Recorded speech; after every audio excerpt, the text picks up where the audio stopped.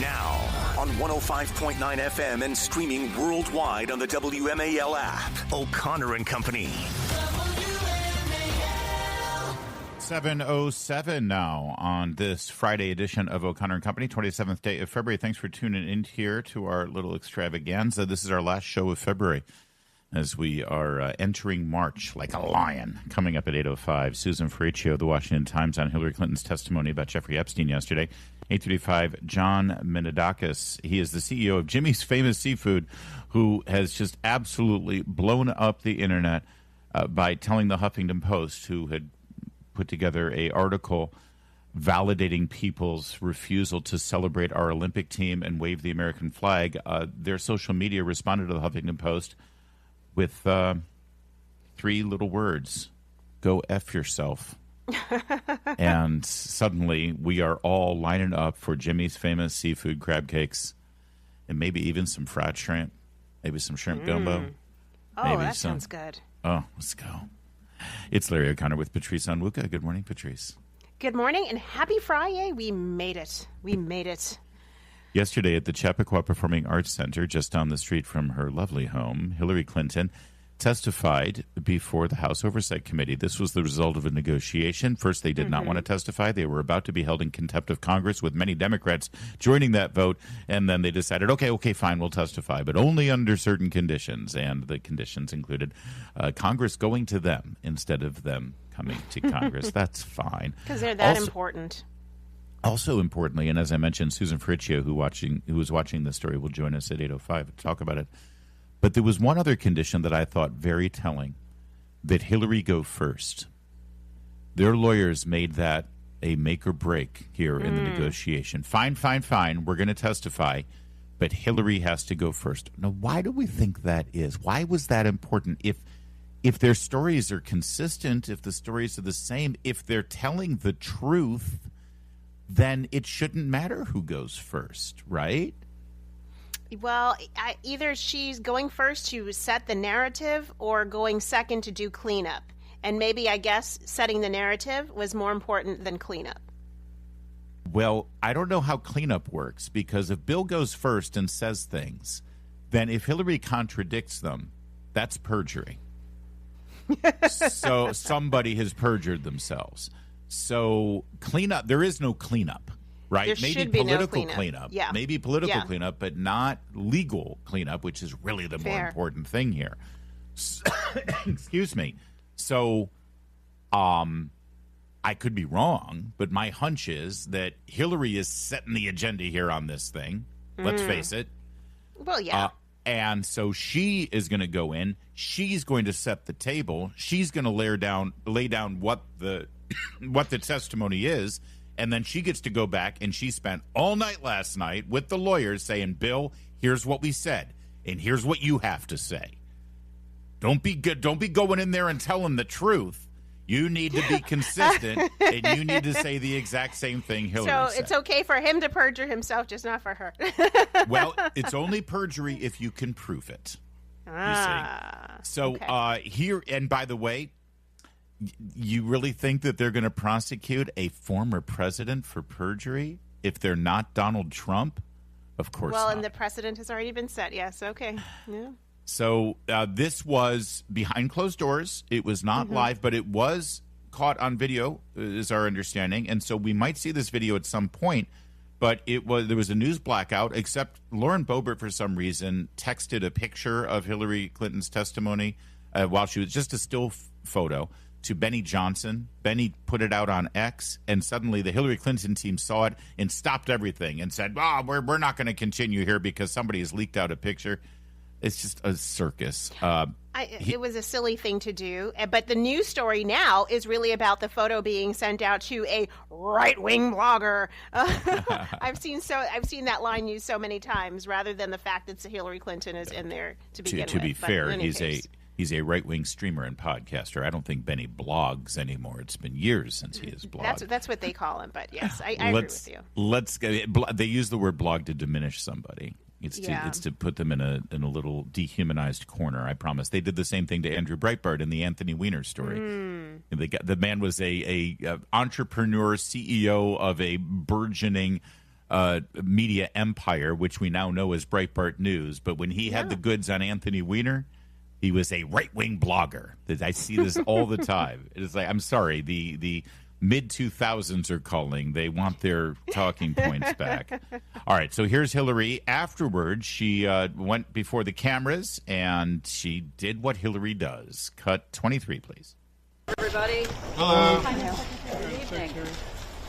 Well, I have just finished testifying. I answered every one of their questions as fully as I could, based on what I knew, and what I knew is what I said in my statement this morning.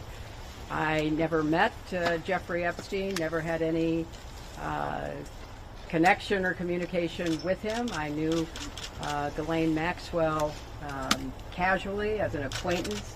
But whatever they asked me, I did my very best to respond. It's interesting that she knew Ghislaine Maxwell casually because Ghislaine Maxwell was a guest at her daughter's very exclusive wedding with a seat on the aisle. And by the way, that attendance at the wedding came after Jeffrey Epstein had pled guilty to criminal activity with minor girls. And of course, Ghislaine Maxwell was procuring those minor girls, as we now know. Ghislaine Maxwell didn't just stumble into the wedding, by the way. Every person seated there was vetted. So let's not pretend and play games here. Thank you. She was asked about that, and she said, well, Ghislaine Maxwell was somebody else's plus one. Excuse me. If you're going to the wedding of a former president where the Secret Service is involved, yes, everyone is vetted.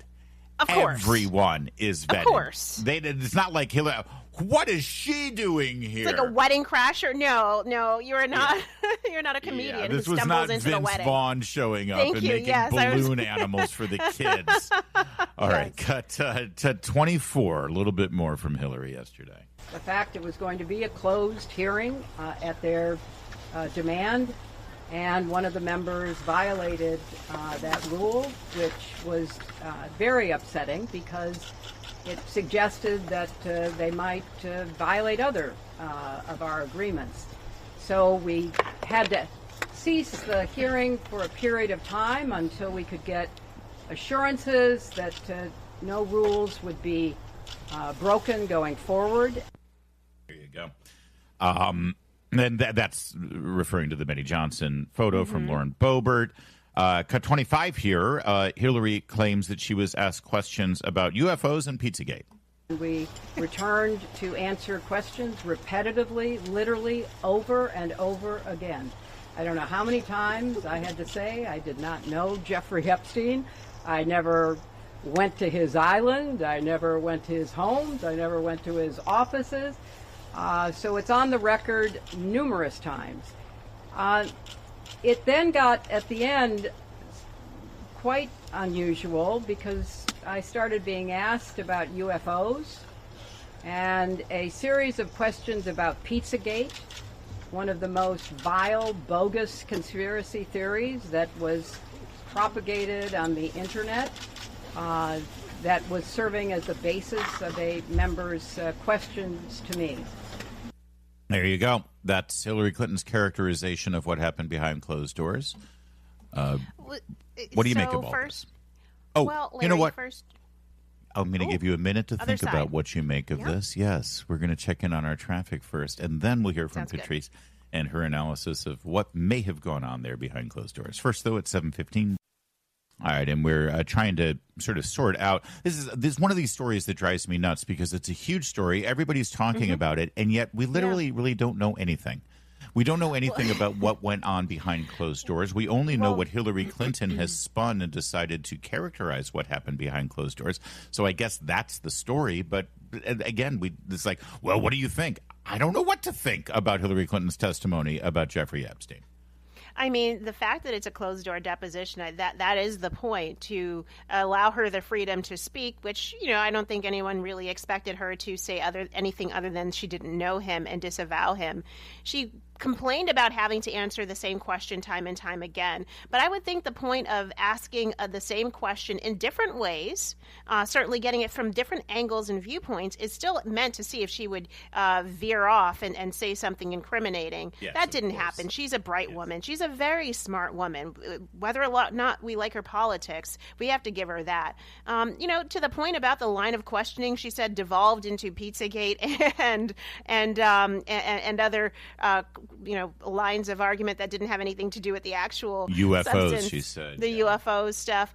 I mean, I understand a zealous member of Congress's desire to say, you know what? We've got Hillary Clinton here. When are we ever going to get her again in a hot seat? Let's just see what we can extract. I probably wouldn't have gone with the UFOs, but maybe the Pizzagate. Okay, we'll see if she has anything to say about that.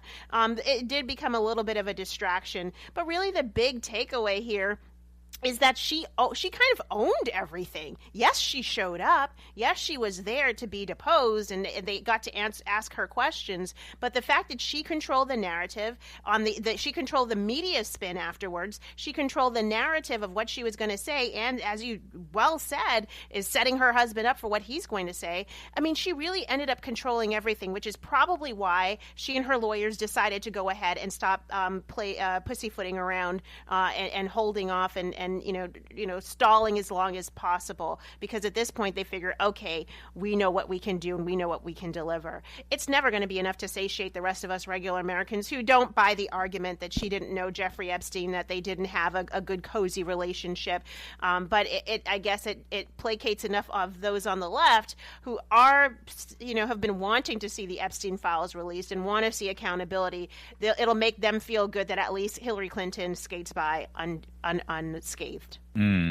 We'll see. I mean, listen, I don't think anybody ever thought that Hillary Clinton, was on the Lolita Express or went to the island or anything like that. Although it's interesting, when she said, I was never on the plane, I was never at the island, she didn't say whether or not she was ever at the New Mexico ranch, which I found an interesting omission there in that statement. But it could have just been an oversight. I'm sure she was never at the New Mexico ranch. I'm sure. But one thing that Hillary Clinton does have a connection to with regard to Jeffrey Epstein is the money. The money. There was a lot of money that flew into the Clinton Foundation and the Clinton Global Initiative, which we know, of course, is kind of a political slush fund. And it was used as a guise for people to have access to Hillary Clinton when she was about to become Secretary of State or was Secretary of State.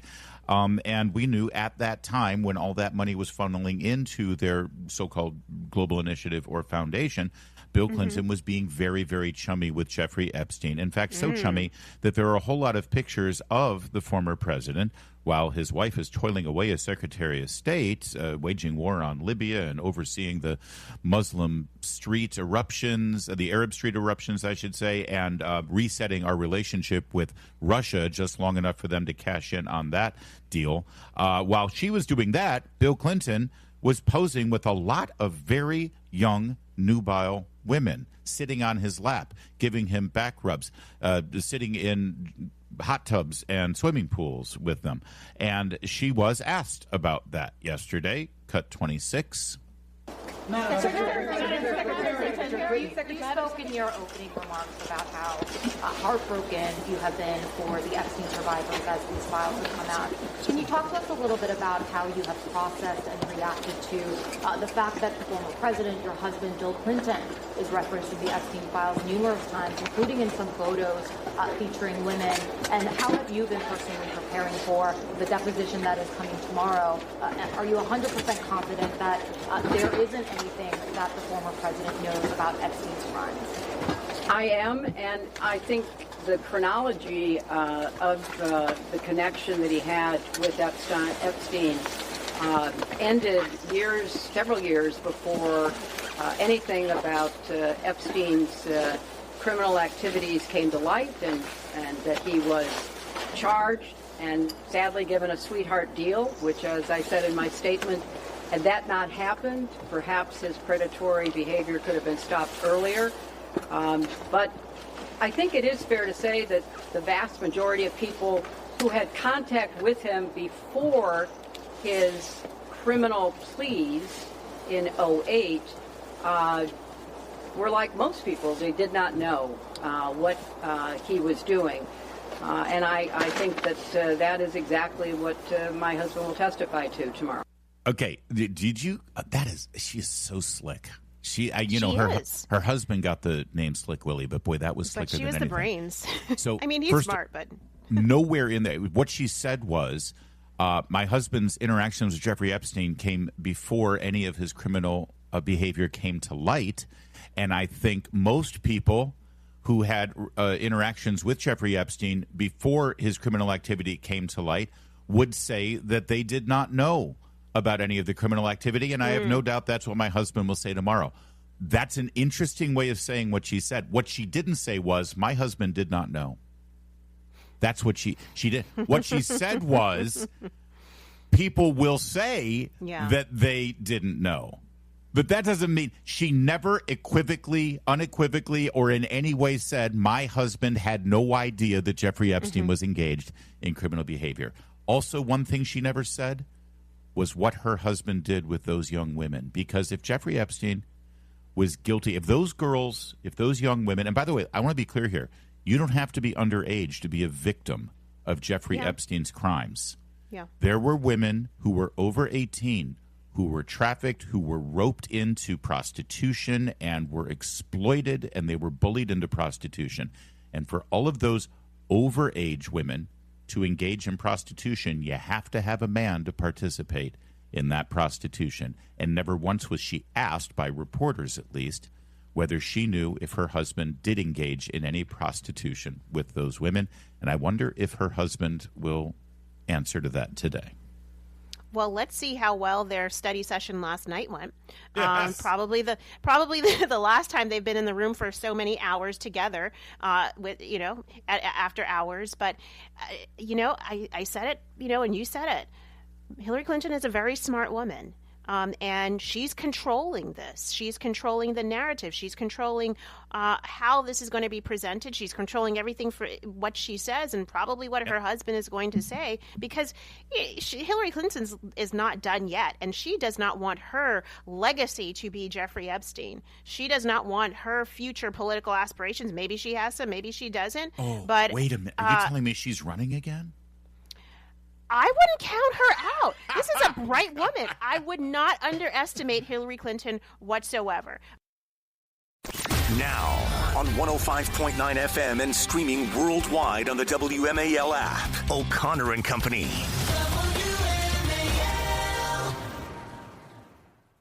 Good morning. It's the 27th day of February, this Friday in your nation's capital. Coming up at 8:05, Susan Ferruccio will expand on what we were just discussing, the testimony of Hillary Clinton yesterday about Jeffrey Epstein, and, well, the potentially corroborating testimony this morning of Bill Clinton on the same matter. Then at 8:35, John Minadakis, who has become a national treasure because he's the CEO of Jimmy's Famous Seafood, and they famously told Huffington Post to go F themselves on social media. This is pretty fabulous. So we'll get into that with Jimmy's Famous Seafood and hopefully sell a few crab cakes. It's Larry O'Connor with Patrice Onwuka. Good morning, everybody. Let's turn our sights to Gotham, shall we?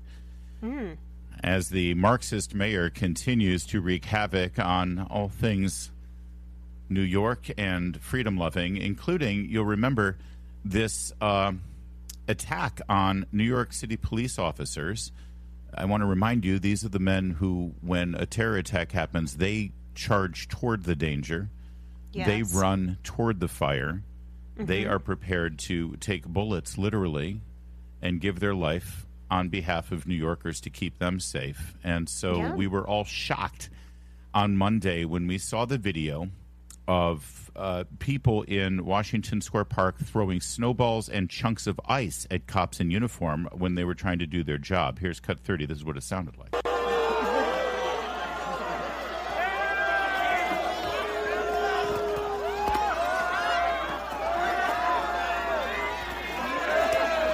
Okay, now, earlier this week, Zohran Mamdani was asked about that, and he downplayed this. You heard what it sounded like there, and I just want to be clear.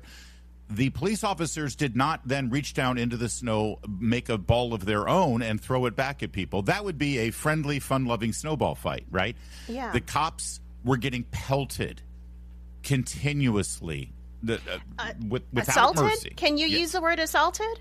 Well, let me just say that if you brushed up against a Capitol police officer while entering the Capitol building on January 6th, yes, assault would have been the word, and you would have been arrested, and you would have been prosecuted and thrown away for 10 years. So, yes, I think we can use the word assaulted in this case. Cut 31, the mayor downplaying the entire incident. From the videos that I've seen, it looks like a snowball fight. I think that there were 2 officers who were facing lacerations on their face. Call for prosecution of those who pelted them?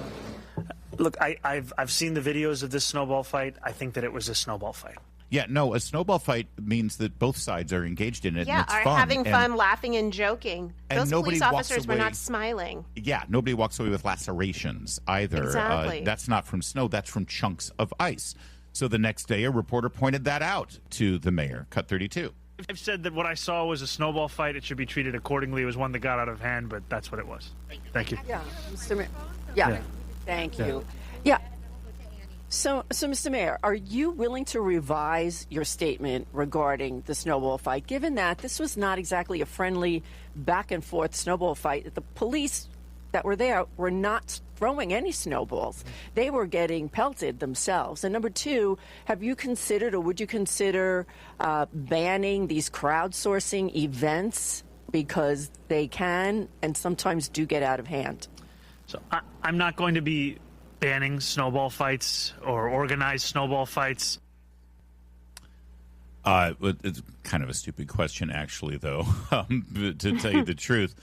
But the results of this so-called snowball fight was that one person, Gusmain Coulibaly, 27 years old, was arrested and charged with assault on a police officer and obstruction of governmental administration and disorderly conduct because, again, it was not a snowball fight. It was an absolute free-for-all open season on police, and there was an image on the video of this person in particular with a giant chunk of, again, ice, not snow, not fluffy white stuff, a chunk of ice. And by the way, Mondani originally said, yeah, I saw these kids engaged in kids. He called them kids. He's 27 years old, this guy. Yeah, that's not a kid, a teenager. He was arrested, and the Manhattan District Attorney's Office, you know, the same office that prosecuted Donald Trump on made-up charges, on charges that have never been levied before against anybody, let alone a former president. The Manhattan District Attorney's Office declined to pursue any charges and dropped the charges during his arraignment. So the message has been sent, open season on cops. And now there are videos after videos after videos since this statement from the mayor and since the district attorney dropped the charges. Go and look at them. They're all going viral, of people taking to the streets of New York and pelting police officers and their cars with snow, with snowballs, and with chunks of ice. And the message has been sent. It's open season. Go ahead. You can do that. Nothing will happen to you. So if it's snow and ice during the winter, what is it during the springtime and the summer? Is it dirt? Is it opening fire hoses or Water fire bottles. hydrants, some water bottles, water balloons? Yeah. When does it become the point where the mayor of New York City needs to stand up and actually stand for the NYPD rather than standing aside while they get targeted? It seems simple, but it's not. I think I think that's what the takeaway here is. Patrick Hendry, president of the Police Benevolent Association in New York, said that the purported playful snowball fight was, in fact, an attack on the uniform that the police officers wear every day. And I'll be honest with you, if you're a cop in New York right now, you're looking for sunnier climates and a better gig right now, unless you're absolutely in love with that city and you want to save it from this mayor. Meanwhile, there's a video that's going viral right now of like 16 people wearing safety vests with snow shovels, moving snow around on a corner in New York City. They're getting paid $45 an hour. These, of course, people that showed 2 forms of ID to ensure that they're U.S. citizens. So $720 an hour as this snow gets moved around in one corner on a street in New York because the city has set up this program here. It's not about snow removal. It's a jobs program. This is how we're going to get people paid. Just show up, put on this vest, Bring your own shovel, and you'll get paid $45 an hour, and they're not actually accomplishing anything. But there you go. That's the warm glow of collectivism rearing its head in New York. It's funny because in Boston growing up, you had these similar shovel projects where, it's a very small issue that could be taken care of by one person with maybe a real snow removal tool. But you get a bunch of people, pay them because those are votes. Those are supporters. Right. Those are people you can put in your social media videos come election season to prove that, hey, I'm giving the people what they want, which is work. At $45 an hour, I would probably be out there, too, with a snow shovel. I mean... You know what? I got to tell you, though, Mom Donnie, he's thinking too small. It's like this is 16 people and they all had snow shovels. You could have 160 people, but just give them spoons. Now you're talking a jobs program. Now you're getting, that's massive numbers, my friend. See, it's not about, getting rid of the snow. It's about getting government money in the hands of voters. So just give them spoons. And make it look like they're doing something. Maximize the jobs program. It's 7:44. I don't know if I've ever been this excited about a guest coming up at 8:35. The CEO of Jimmy's Famous Seafood from Baltimore. Partly because I'm a big fan of crab cakes and crab dip and crab in general. Especially You're a Marylander, Larry. I mean, of course. I live on the Chesapeake Bay. Let's go. But also because the Jimmy's Famous Seafood social media account is pretty famous. Actually, I've been following them for years now. They're very active. They're very pro-American. They love this country. They love sports, comment on it quite a bit. And they've got quite a little snarky personality. But that personality really, really came to full circle here after the USA hockey team won the gold medal and the Olympics ended this week. Huffington Post put out an article on February 21st, and the post on social media said, if waving the American flag or chanting USA turns you off right now, you're not alone. And the headline of the article is, there's a reason you feel yucky watching the Olympics right now.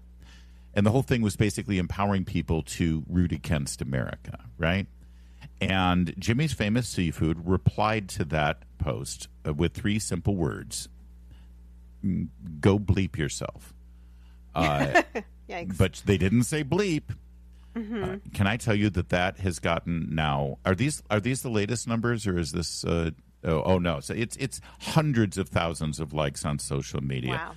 Tens of thousands of retweets, way more so than the original Huffington Post article ever came out. And by the way, the Baltimore Sun now has put out an article chiming in 3 days later about Jimmy's Seafood, saying they shouldn't use crude language like that.